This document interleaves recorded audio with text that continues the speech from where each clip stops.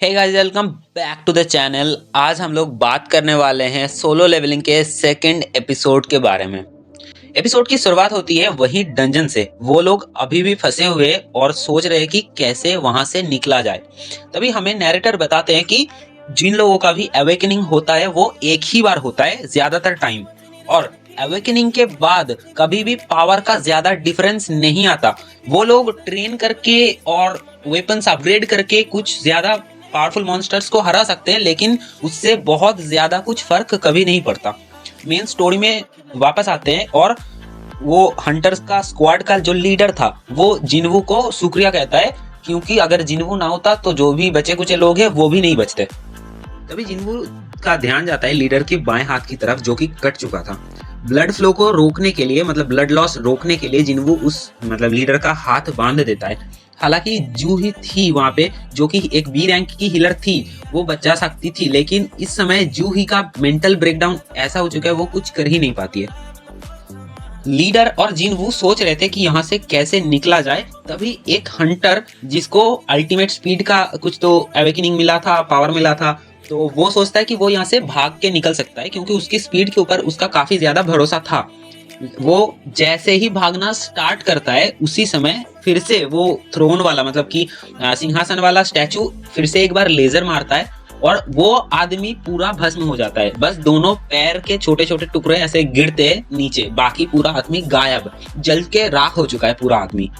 जिन वो situation analyse करता है थोड़ी देर और कुछ तो समझता है। वो थोड़ा आगे जाकर झुक जाता है और तभी उस स्टैचू का आंखें फ्लिक करता है, लेकिन जिन्वू पे अटैक नहीं करता। इससे जिन्वू समझ जाता है कि हमें उस स्टैचू के आगे बो करना पड़ेगा, मतलब कि सिर झुका के रेस्पेक्ट देना पड़ेगा। तो जिन्वू सबको यही करने के लिए बोलता है और सभी लोग जिन्वू की बात मानते हुए बो करते उस स्टैचू के सामने और रेस्पेक्ट मतलब दिखाते उस स्टैचू के आगे। और इसी समय आता है सोलो लेवलिंग का वो आइकॉनिक सीन। वो स्टैचू जिंदा होके एक बहुत ही ज्यादा क्रीपी स्माइल देता है। जिन्वू थोड़ा थोड़ा समझने लगा था इस डंजन के रूल्स के बारे में।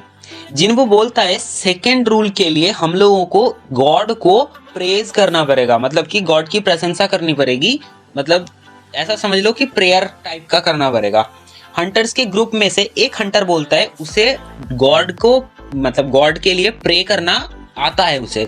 तो वो बंदा खुद से सामने जाता है और बैठ के कुछ तो बोलने लगता है, लेकिन तभी वो स्टैचू खड़ा हो जाता है और आके उस पूरे आदमी को कुचल देता है अपने पैरों तले। और वो गॉड वाला स्टैचू, हम लोग अभी आसानी के लिए इस स्टैचू को गॉड बोलेंगे छोटा करके, तो गॉड वहां पे नहीं रुकता और आगे बढ़ता जाता है। लोग घबरा गए थे और कुछ लोग उसके बाद भी कुचल कर मर गए थे, लेकिन मतलब सब लोग अभी भाग दौड़ शुरू कर देते हैं। तब वो गॉड लेजर नहीं मारता, बस चलने लगता है। जो भी लोग आते हैं उसके पैरों के सामने वो उसे कुचल देता है। यहाँ पे एक सीन होता है, एक बंदा एक गलत स्टैचू के नीचे खड़ा हो गया था गलती से, तो वो स्टैचू उस बंदे को बीच में से चीर देता है। ऐसे दो हिस्सों में बट जाता है वो बंदा और वो उसी समय मर जाता है। ये देख के लोग और भी पागल हो रहे हैं। मतलब एक बार सोच के देखो कि वहां पे जो भी एक छोटा गलती करता है, एक बंदा छोटा सा एक गलती करता है, वो वहीं पे खत्म, और ऐसे वैसे नहीं काट दिया जा रहा है या फिर कुचल दिया जा रहा है। इतना खतरनाक सीन चल रहा है अभी। लेकिन गॉड उसको छोड़ के अगले बंदे पे चला जाता है। तभी जिन्वू को कुछ तो क्लिक होता है दिमाग में और वो सारे स्टैचूज देखता है अच्छे से। वो देखता है ज्यादातर स्टैचूज के हाथ में वेपन्स है, लेकिन कुछ स्टैचूज ऐसे हैं जिनके हाथों में वेपन्स की बजाय म्यूजिकल इंस्ट्रूमेंट था। तो जिन्वू बोलता है कि सब लोग एक एक म्यूजिकल इंस्ट्रूमेंट पकड़ा हुआ स्टैचू जो था उनके सामने जाके खड़े हो जाओ। तो सब लोग क्या करते हैं कि एक एक म्यूजिकल इंस्ट्रूमेंट वाला जो स्टैचूज थे उनके सामने जाके खड़ा होने लगता है और कुछ तो म्यूजिक सा बजने लगता है। जूही को लेके जिन्वू भी एक स्टैचू के नीचे जाता है, लेकिन वो स्टैचू वो इंस्ट्रूमेंट बजाना स्टार्ट नहीं करता। इससे जिन्वू को समझ में आता है एक स्टैचू के नीचे एक ही बंदा आ सकता है। तो जूही को वहां पे छोड़कर जिन्वू भागता है और तब बहुत खतरनाक सीन आता है, क्योंकि गॉड सिर्फ जिन्वू के पीछे पड़ा हुआ था और एक पॉइंट पे आके कुचल ही दिया था। जिन्वू का एक पैर कुचल चुका था, लेकिन उसी समय जिन्वू का हाथ वो म्यूजिकल इंस्ट्रूमेंट वाला स्टैचू तक पहुंच जाता है और गॉड उसे छोड़ देता है। छोड़ के फिर से खुद की थ्रोन में वापस चला जाता है। तब क्या होता है, डंजन के ठीक बीचों बीच 3 मैजिकल सर्कल्स थे। वहां पे बीच में जो सर्कल था वो ऐसे उठ जाता है और एक स्टेज जैसा बनता है। सब लोगों को लगता है कि यहाँ पे किसी ना किसी हंटर की बलि चढ़ानी पड़ेगी ताकि यहाँ से वो लोग निकल सके। टीम का जो लीडर था वो सोचता है कि ये उसका जिम्मेदारी है कि सब लोगों को सेफली बाहर निकाले, एटलीस्ट जो लोग बचे हुए उनका तो मतलब सेफली उनको तो बाहर निकाल दे। तो वो खुद को सैक्रिफाइस करने के लिए वहाँ पे जाता है, लेकिन वो सर्कल में एंटर करते ही एक योलो कलर मतलब योलो फ्लेम, ऑरेंज फ्लेम कह सकते हो, जलने लगता है सेकंड वाले लेयर पे।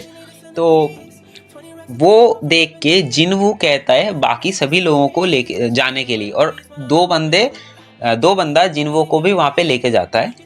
तभी 6 फ्लेम्स जलता है ऑरेंज, और 6 ऑरेंज फ्लेम जलने पे थर्ड जो सर्कल था बाहर पे, वहाँ पे पूरा ऐसे गोल करके ब्लू फ्लेम्स जलने लगता है।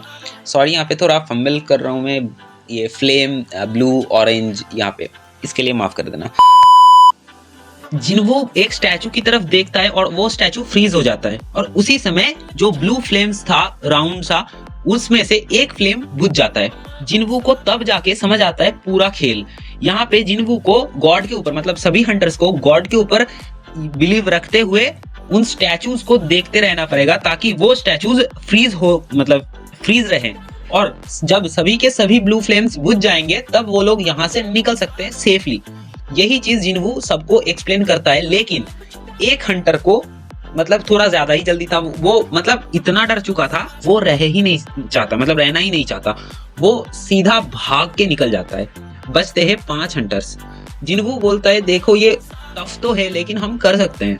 तो थोड़ी देर रहने के बाद बाकी 2 हंटर भी बोलते हैं कि हमसे ये ना हो पाएगा, हम तो निकल रहे हैं यहाँ से। वो लोग भी भाग के इस डंजन से निकल जाते हैं। अभी 3 लोग थे, जिनवू, लीडर और जूही। अब जूही का कुछ ज्यादा ही मेंटली ब्रेकडाउन हो चुका था, तो जूही वहां पे कुछ कर नहीं पा रही थी। लीडर जिनवू को कहता है कि अभी कुछ नहीं हो सकता, मैं यहाँ पे खड़ा रहूंगा, दरवाजा ओपन रहेगा, तुम दोनों निकल जाओ यहाँ से। लेकिन जिनवू वहां से जूही को लेकर निकल नहीं सकता था क्योंकि जूही खुद से निकल नहीं पाती और जिनवू का एक पैर कटा हुआ था। जिनवू बोलता है मैं यहाँ पे रहता हूँ, आप जूही को लेकर निकल जाओ यहाँ से। तो लीडर समय वेस्ट ना करते हुए यही करता है। जूही जाना नहीं चाह रही थी लेकिन उसे बेहोश करके जूही को लेकर निकल जाता है लीडर। उन दोनों का निकलते ही शुरू होता है जिनवू का मौत का तमाशा। पहले तो जिनवू को एक स्वॉर्ड मिलता है और वो सोचता है कि मैं तो मरने ही वाला हूँ, लेकिन एक को तो लेके मरूंगा, मैं एक को साथ लेके मरूंगा। लेकिन ऐसा कुछ भी नहीं होता। वो लोग जिनवू को इतनी बुरी तरह से मार रहे थे, जिनवू का मतलब शायद से उसके शरीर में कुछ जगह नहीं था कि जहाँ से खून ना निकल रहा हो। वो मतलब काफी ज्यादा ब्रूटल तरीके से वो लोग जिनवू को मारते, और जिनवू का जब आखिरी सांसें चल रहा था तभी जाके वो ब्लू फ्लेम बुझ जाता है, आखिरी वाला ब्लू फ्लेम। और जिनवू जब मतलब मरने ही वाला होता है तभी जिनवू के सामने एक टैब जैसा आता है। गेम में जो जैसा टैब होते हैं ना, वैसा एक टैब अपीयर होता है जिनवू के सामने। वहां पे लिखा हुआ था your heart will stop, will you die, ऐसे करके कुछ लिखा हुआ था। वहां पे नीचे यस और नो ऐसा था। तो जिनवू यस कर देता है और यहीं पे एपिसोड 2 खत्म हो जाता है। तो गाइज यही था एपिसोड 2। कमेंट में बताना कि कैसा लगा। इस एपिसोड में थोड़ा सा इधर उधर हुआ है चीज़ें, मुझे पता है, लेकिन फिर भी कोशिश किए, और ऊपर से गला बहुत ख़राब है। तो जो भी हो बताना कमेंट में क्या अच्छा लगा, क्या बुरा लगा, क्या इम्प्रूवमेंट्स चाहिए नेक्स्ट एपिसोड में। और नेक्स्ट एपिसोड भी जल्दी आएगा, stay tuned for that. Good bye.